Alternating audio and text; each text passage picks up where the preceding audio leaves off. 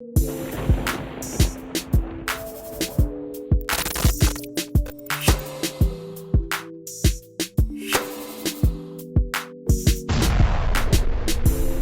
going on, my Light Ones? It's your boy MoashDMC back again. I know I always say this, then I disappear for a couple months and I come back, but this time it's a little bit different.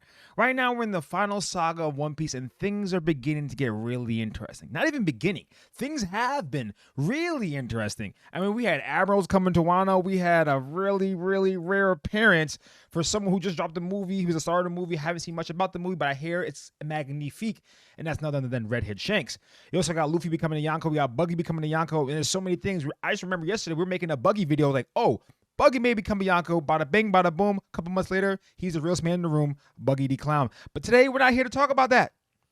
Today, some special events have been occurring, so let's talk about what really everyone is talking about in the latest chapter is who is the man covered with flames. I don't know if it was covered with flames or scarred with flames, something involving flames and a man. Let's just get right into the nitty gritty.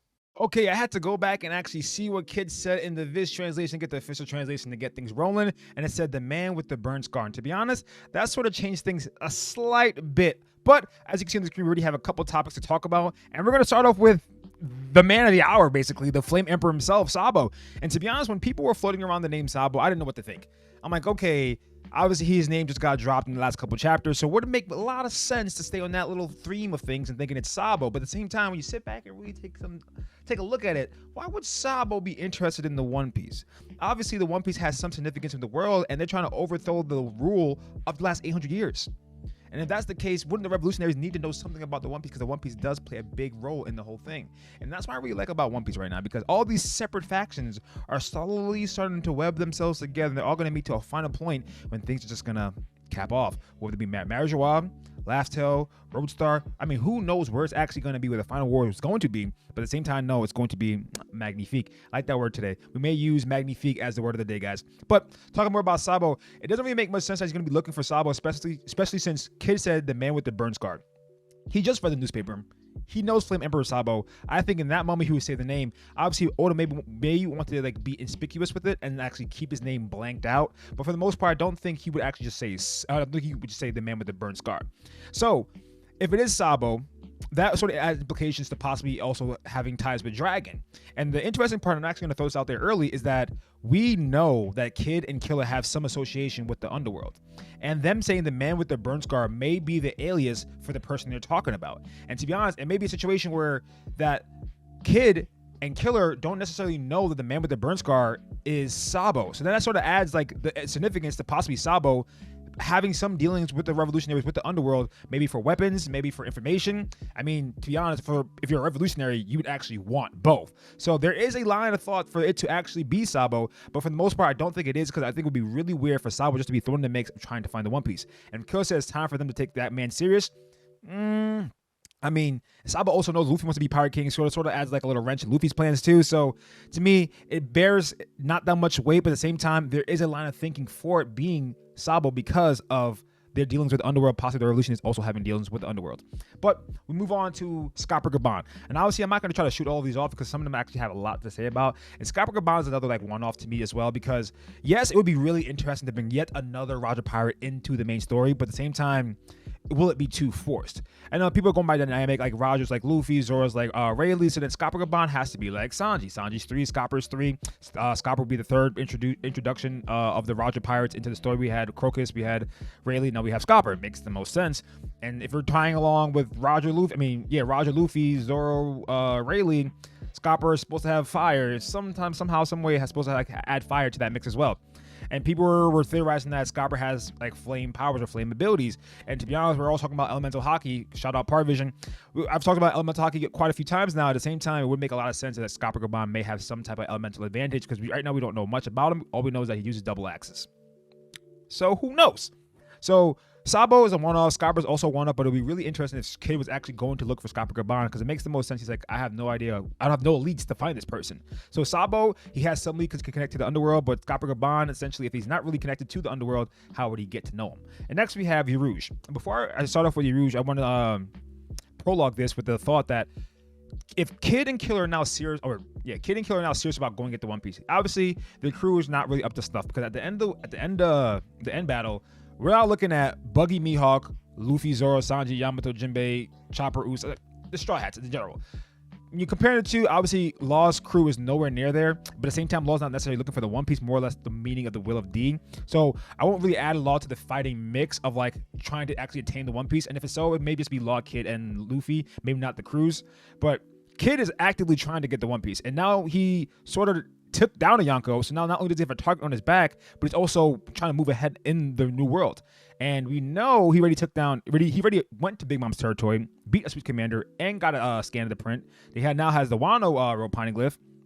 So Kid is now in a place where he has like some lead on what the One Piece is, or how to get to the One Piece because of the man with the burn scar. But does he have a means of actually reading the road poneglyphs? And the interesting part is that everyone's saying that Killer is probably a three-eyed tribe member, and that's how Kid can read the poneglyphs. Yes and no, because from Roger, we know that even with the voice of all things, it sort of gives you like a basis, like not even like a very basic understanding of what the poneglyph is saying, but you would actually truly need someone to read the poneglyphs. And this is why things are really interesting for me, because we already know Kid has some dealings with the underworld, so that's probably how he gains his information. Makes the most sense. But how would he know about said road poneglyphs? And because it took Roger getting to the last island just to figure out, we need some more information. Like, this is not everything. We need some more. So it could be a situation that because Roger already did the whole thing and talked about the road poneglyphs, that now people know that you need the road poneglyphs in order to get to the last island. Like, because we know people from Zoe or the Scabbards know that you have to get the road poneglyphs. And another person that would know you need the road poneglyphs is not only Shanks, but also going back a little bit, Scopper Gaban. So now it adds a little bit more emphasis, a little bit more like what's the word I'm looking for?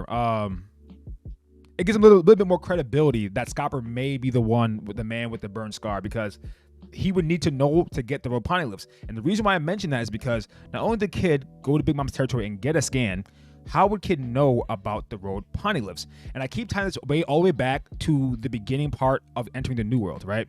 And it's almost very reminiscent to how things are right now, or the latest chapter of One Piece. The latest chapter of One Piece, we had Law, Luffy, and Kid all deciding where they're going to go next. Law's like Northeast. Kid and Luffy are both said Middle East. And basically, Law said, yeah, but Northeast is like the straight shot. You guys are taking like a longer route. You guys just guessed. They're like, yeah. So essentially, it was them picking between three destinations, right? And it was a reiteration to what happened with the New World. You can only go to 3 islands: Rajan Island, Mysteria Island. I can't remember the third one on top of my head. Fake One Piece fan moment, but I can't remember the third island. But it's like 3 islands, and one island that I know was visited was Rajan Island. But we don't know if Kid went there, but we do know Rouge went there. But my line of thinking was that if any person was able to go onto Rajan Island besides Luffy, it would be Kid. Someone who can control magnetism, can definitely avoid being electrocuted somehow, some way. He can find a way. It makes the most sense. He can make a metal rod and it's like conduct it off the island, or conduct it to someone else, or basically redirect the lightning to somewhere else.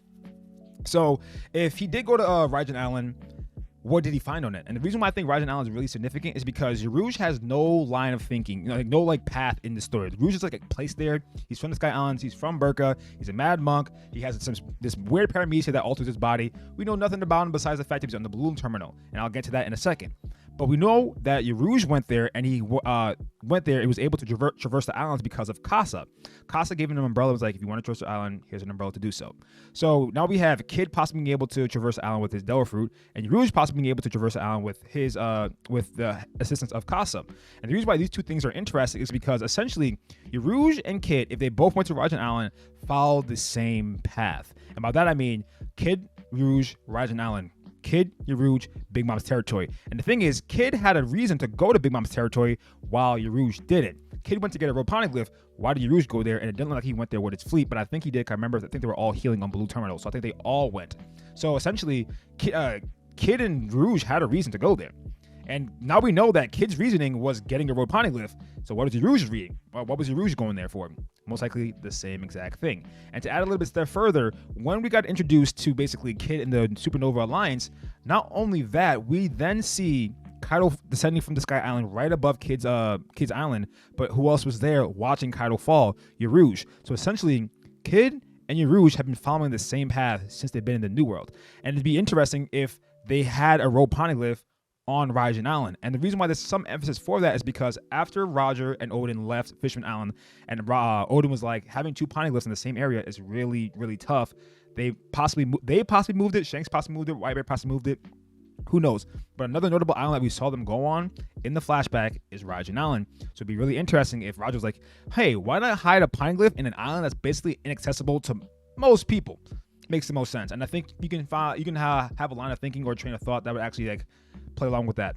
So my thought process is either Kid learned from the underworld about the road poneglyphs, and the man with the burn scar was the one who told him about it, saying like, oh, you actually want to be a king of the pirates? Like, well, here's information about how you actually get to the last island via road poneglyphs, and hey, here's a location of one of the road poneglyphs. Either one's in Big Mom's territory, one's in Raijin Island. But essentially, the way he talked about it, it looks like they only have 2. So that's why throws a little wrench in the whole Raijin Island having a poneglyph, because it looks like Kid only has the one from Big Mom's territory and Wano. But to be honest, it'd be really interesting if he already had 3. And the last one he needs to get is from Zoe. Whereas Luffy, see, like, this is how it sort of plays out in my mind. And I completely digress from the typical line of thinking between this. This is how my line of thinking was. Luffy got a road poneglyph because Luffy learned and got a road poneglyph because of the new island he went to in the New World, and that was Punk Hazard. Basically, he was redirected from the message from the Den Den Mushi. He went to Punk Hazard, later on went into Zoe, learned about the road poneglyphs, got a road poneglyph. Kid entered the New World, can traverse an island that most people can't traverse, got a road poneglyph, learned about the road poneglyphs, and then moved on. And then Luffy went from Zoe, that's 1. Then he went to Big Mom's territory, that's 2. Kid went from Raijin Island 1, Big Mom territory 2, and now they're both tied at 3 in Wano. And that's why I feel as though that may have been the line of thinking. But going back to the man with the burned scar, it makes sense that the man with the burned scar is the one at least told him about the road poneglyphs for him to even have that kind of information to go to said islands. And that's why we actually tie Rouge into possibly being the man with the burned scar. People talk about how scars are essentially tattoos. And it'd be really interesting if that was Rouge's alias from there's no line of thinking for Rouge to have any ties to the underworld, but the man with the burn scar sort of feels to me that it's someone with an alias that works with the underworld in some way, shape, or form. So it'd be really interesting if it actually is Rouge, because Rouge does have like flame tattoos. And like I said, Rouge and Kid have been following the same path throughout the entire New World. So now I'm really interested to see what Rouge's path is moving forward. But like I said, Rouge doesn't really have that much backing him to actually be the man with the burn scar, but it would be really interesting if it was actually him too. And from there, we're going to move to Aokiji. This is also a person that everyone's been saying because of the situation between him and Akainu. I mean, it makes the most sense. He fought Akainu, got scar, lost a leg, became a Blackbeard pirate, and then he talked to Smoker about how seeing things from the other side sort of like changed his perspective on things. And the reason why I think Aokiji is it may not be Aokiji, but at the same time, it could also go the same line of thinking with Rouge. Rouge is the man with the burn scar, could be an alias. Rouge could be the man with the underworld. We know that Aokiji possibly has some dealings with the underworld, maybe helping the Blackbeard pirates out. So also him. So essentially now we have 2 people who could possibly be working with the underworld that have information on poneglyphs and road poneglyphs. And the reason why Aokiji is so important is because of everything that happened in Ohara. I mentioned earlier in the video that the reason why it's really interesting for Kid is because Kid needs to find someone who can read the road poneglyphs.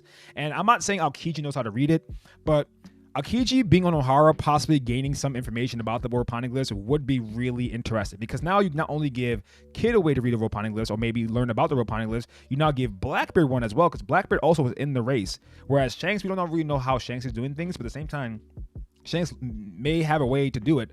Whereas Blackbeard, if Aokiji can read the poneglyphs, we have Aokiji. And then you also have Kid, doesn't really have anyone, maybe Killer, but maybe have that connection with the man with the burn scar, and Luffy has Robin. So the reason why I'm talking about Ohara is because I made a video on TikTok, guys. Go follow TikTok, MoashDMC, plug. But essentially, Aokiji at Ohara played a really interesting role. In the last couple chapters of Wano, we learned that, the last couple chapters of One Piece, we realized that we learned something new about Old Wano. Old Wano was basically preserved in rainwater after the walls were erected around Wano to basically protect it and keep deter people from coming in. And another thing that was preserved in water was Odin's journal. Even though the castle was on fire, it was still saved by the water nearby, and that's where Yamato retrieved it from. And then another thing that was saved because of water from a fire was actually the Ohara books. They said these books hold vast information. And the only Marine that was effectively walking around on the island was Aokiji. The other Marines were trying to get out of there because of the Buster Call. And The reason why it's really interesting to me is because the first interaction with Aokiji and how close he is, or how closely tied he is to Robin, and even Robin in that sense was highlighted. Not Law was highlighted, but also Robin in that moment when he talks about the man with the burn scar. So the reason why I think Aokiji is interesting is because when Aokiji fought the Straw Hats, he used I think it was Ice Time or Ice Age on Luffy, right? And then he also has he used Ice. I think he used Ice Age on Luffy, and then when they first met him, he used Ice Time to freeze the water, or it could be vice versa. I can't remember off the top of my head. But essentially, even though they were frozen solid, Aokiji stated that if you don't break them, they're not gonna die. You can later defrost them, but they won't die. So essentially saying that even though he freezes people, they're not necessarily dead until you actually break them and destroy their corpse. Like we saw with Jozu. The Jozu got his arm frozen, but essentially he could have got his arm back, but it broke, and that was it. He couldn't get it back afterwards. So the reason why it's so interesting is because Aokiji's moves are all tied to time. You have Ice Age, Ice Time, but also Ice Time Capsule. And that was a movie he actually used on Jaguar D Saul. And the interesting part is Time Capsule. Essentially, a time capsule is something that was built, buried away to later on be found and used. And I'm not saying that Jaguar D Saul or any of them are still alive, but it could be a situation where he did try to save some people, or at least save the books. And if they did save some people, maybe it was Nico Olivia. Maybe it was Jaguar D Saul, or maybe it was Professor Clover. And when he flows the sea, he said that this will melt in a week. So essentially, it's Aokiji knowing how long his ice or the attack he's using will last, or keep this said thing frozen. Maybe it's from him using this power for so long, or maybe he knows the ability to that degree where like he's using all this thing that all these attacks that have ice and time incorporated into it, so he knows the amount of time it needed to defrost or XYZ. And essentially, Zoro and Sanji jumped into the water to defrost themselves. So it could be a situation where if he did freeze Clover or Nico Olivia, and then they were hidden underneath the books, they could come back up and, be living. And the reason why I'm saying this is because now there's only one person, two people essentially in the whole One Piece verse that can read the poneglyphs, and that's Robin and Sukiyaki. And to me, that doesn't really add up too much, because there's too many people vying for the One Piece, and if they're the only two that can read the poneglyph, it makes it so it's very niche, and then those are obviously the two people who will be targeted. But now you have Aokiji, the person who traversed this Ohara after it was burnt, or while it was being burnt. One, he could have frozen people for later on, or two, he could have taken the books for himself and learned to read. And this is why him seeing the destruction of Ohara and how the people were like basically massacred, and even the people on the ship, the escaping ship, were all destroyed.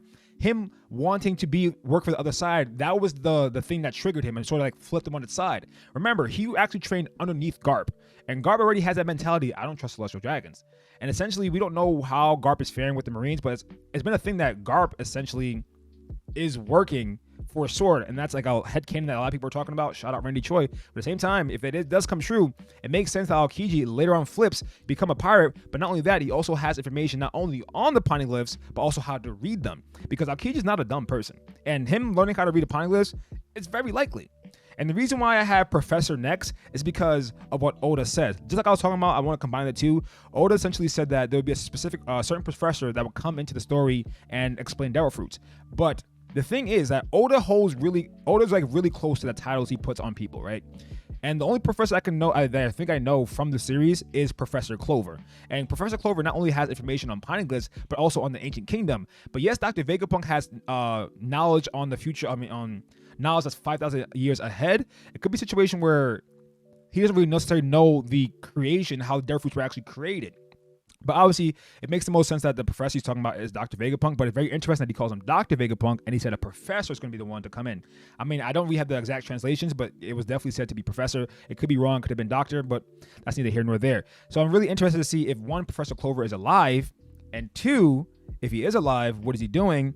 Or who this professor is that's going to come in and explain the Devil Fruits. And the reason why I said Professor Clover is because everything I mentioned with Aokiji and possibly freezing him and like preserving him to come back later on and tell the truth of the Void Century to the people, to the masses.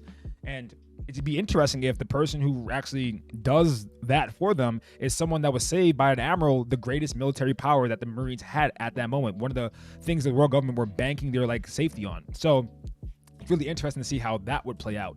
And this is also tying into my Aokiji video that I haven't made yet, but essentially has the same line of thinking, and that we're actually going to see these people later on the new island. And the man with the burn scar is eventually, so the man on the burn, and this is how my line of thinking is going. The man with the burn scar will later actually be on Elbath. And actually maybe Scott Gabon, like I mentioned, could be Professor Clover, or could be Aokiji. And the reason why I'm saying this is because they all pick different islands, and we know the Straw Hats technically have to go to Elbath in some way, shape, or form. But it would be really interesting if Kid chose Elbath, and that's where he's going, and he actually ends up running into the man with the scar. Whereas we don't remember, Wano is not done yet, so it could be a really interesting thing that like one of the Straw Hats end up having to go alongside Kid, like how we were traversing with Law the whole time. Maybe Luffy has to end up going with Kid. Who knows? Obviously, that's like way out there. We want all the Straw Hats to be together, but it'd be really interesting if things played out that way.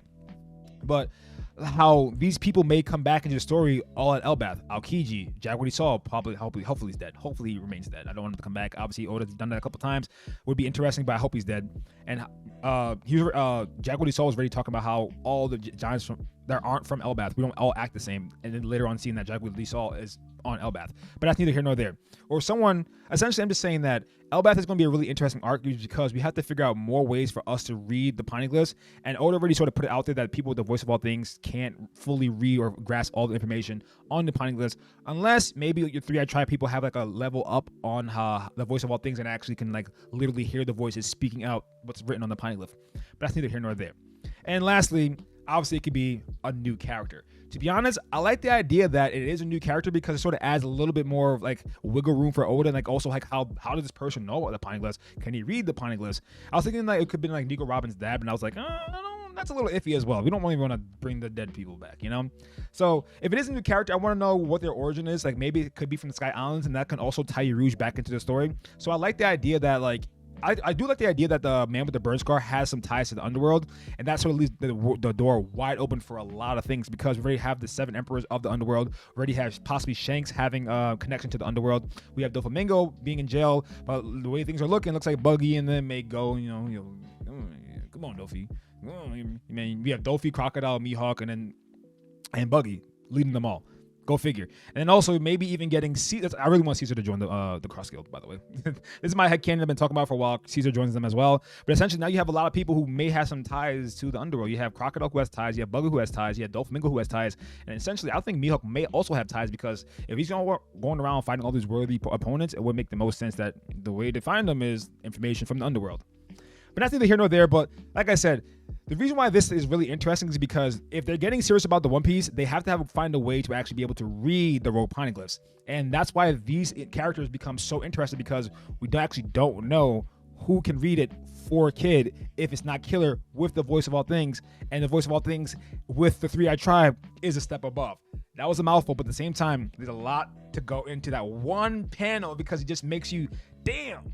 Oda's talking about, I'm going to write all the mysteries in the One Piece world. Don't worry about it. I got you. And he's like, you know what? Before I do that, let me drop one more piece of information for you. And now everyone's like, hey, okay, pump the brakes. But I do like that. I did like that chapter. I did like that one panel because like me as a theorizer makes me want to go out and think and try to like dissect and find the ideas and the connections between everything. And to be honest, I feel as though I'm sort of closing in. May come back and make another video, maybe make a follow-up video after a couple more information is released, or I may sit back, think, read a little bit more and come back after it. There we go. But he also added Caribou. We're not even going to talk about Caribou. I'll save that for another video. But like I say at the end of every single stream, but hold on, let's make my face big and beautiful.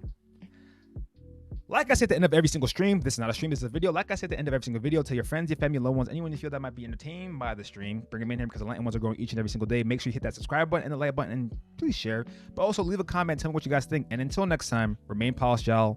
Peace.